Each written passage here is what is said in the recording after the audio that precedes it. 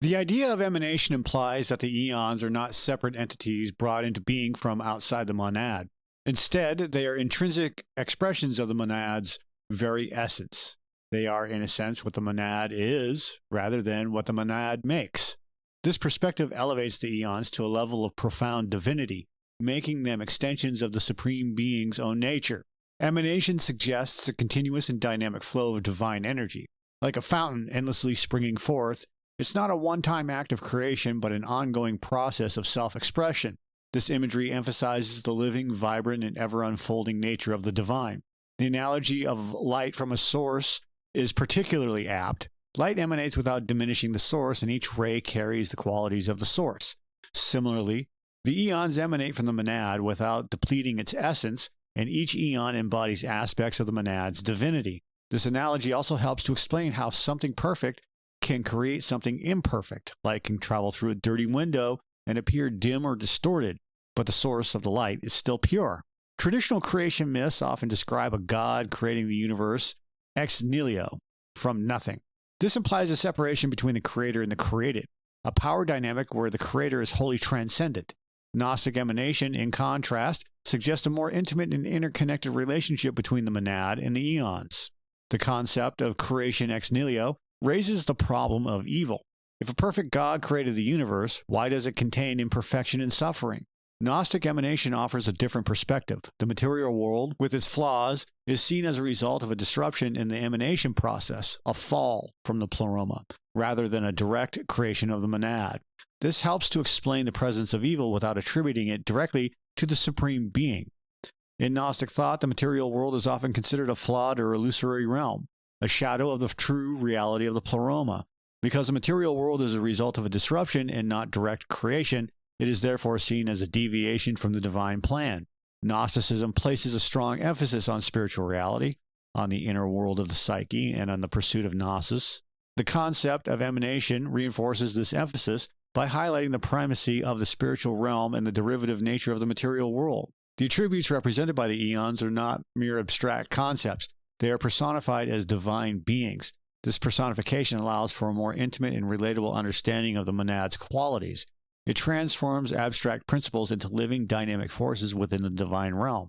The range of attributes represented by the eons, wisdom, knowledge, life, truth, depth, silence, reveals the multifaceted nature of the monad. It's not a single, undifferentiated entity, but a complex and dynamic interplay of qualities.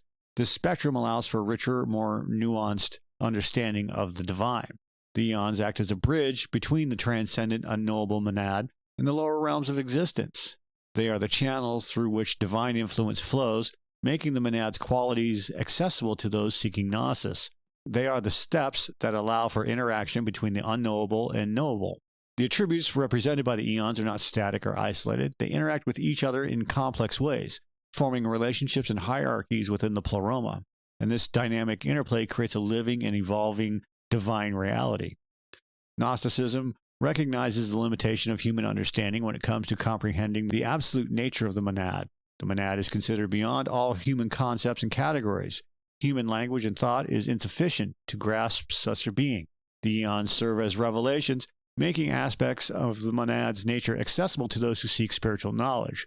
They are like windows through which we can glimpse the divine. They provide a way to understand the divine without needing to fully comprehend the monad itself. The Gnostic path emphasizes Gnosis, or direct spiritual experience, as the means of attaining knowledge of the divine, and the eons serve as guides and intermediaries on this journey. Gnosis is more than just intellectual understanding. It is a personal and transformative experience. The eons and their attributes are also symbolic representations of inner psychological states. By understanding the eons, one can also gain a deeper understanding of the inner self, and this allows for the Gnostic concepts to be relevant on a personal and inner level. The term Pleroma itself means fullness. It encapsulates the essence of this realm, and it represents the complete and perfect expression of the divine. It's the antithesis of the material world, which is characterized by deficiency, fragmentation, and illusion. The Pleroma transcends the dualities that characterize the material world, such as good and evil, light and darkness, and being and non-being. It's a realm of unified consciousness where all opposites are reconciled in the divine harmony. Unlike the material universe, which is subject to change and decay, the Pleroma is eternal and unchanging. It's a realm of pure being untouched by the vicissitudes of time and space. It is the true reality, while the material world is a shadow of that reality. The Pleroma is not merely a physical location, but a state of pure spiritual existence. It's a realm of consciousness, awareness, and divine presence. It's a state of being that can be attained through Gnosis or direct spiritual experience. The Eons within the Pleroma exist in perfect harmony with the monad. They are united in a state of mutual understanding and love, and this harmony is reflected in the order and balance structure of the Aeonic hierarchy. The Pleroma is the source of all divine emanations, the origin of the Eons, and the ultimate reality from which all things flow. It is the wellspring of divine creativity and the reservoir of spiritual potential. The Gnostics saw the material world as a fallen place, a place of ignorance and suffering. The Pleroma was the goal, the place that the Gnostics sought to return to. The material world was seen as a prison. The Pleroma is seen as true freedom, and the Pleroma plays a central role in Gnostic cosmology, providing a framework for understanding the origins of the universe and the nature of reality. It explains the Gnostic understanding of the divine and the relationship between the spiritual and material realms. The Pleroma represents the ultimate goal of the Gnostic seeker, the state of being that they aspire to attain through Gnosis and liberation. It's a symbol of spiritual perfection and divine union. The Pleroma can also be interpreted as a symbol of the inner world of the psyche, representing the potential for spiritual wholeness and integration. It can be seen as a representation of the higher self, the divine spark within each individual. And while the Pleroma represents perfection, it's not a static or inert state.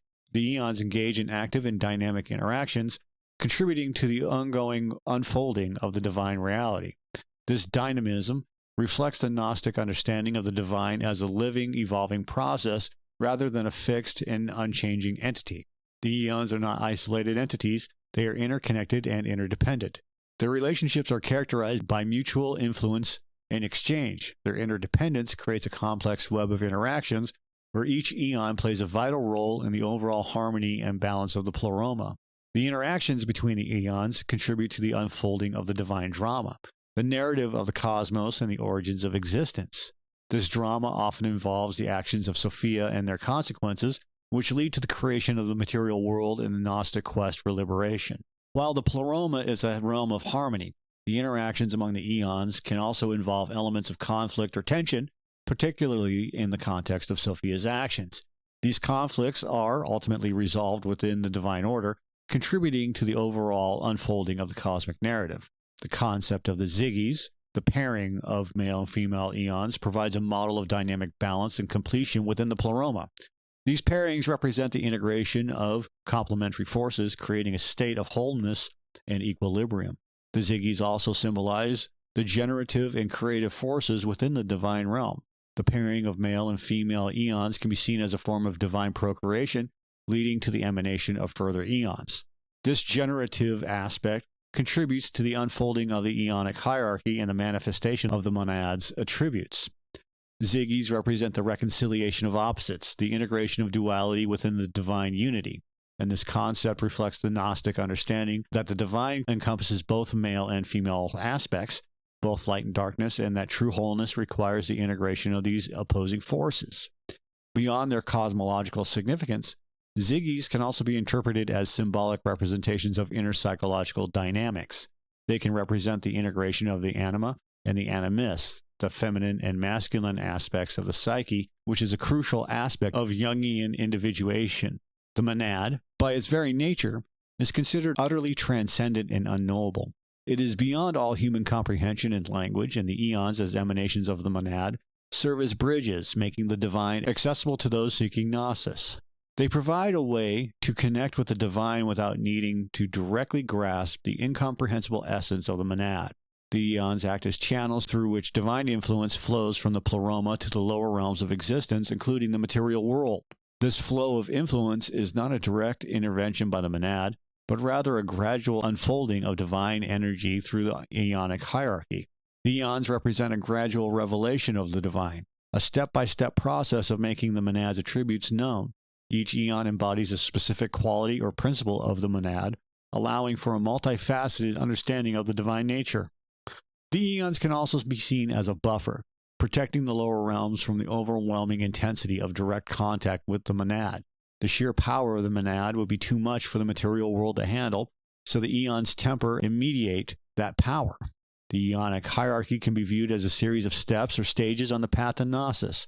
By understanding the nature of each Eon, the Gnostic seeker can gradually ascend towards a deeper understanding of the divine.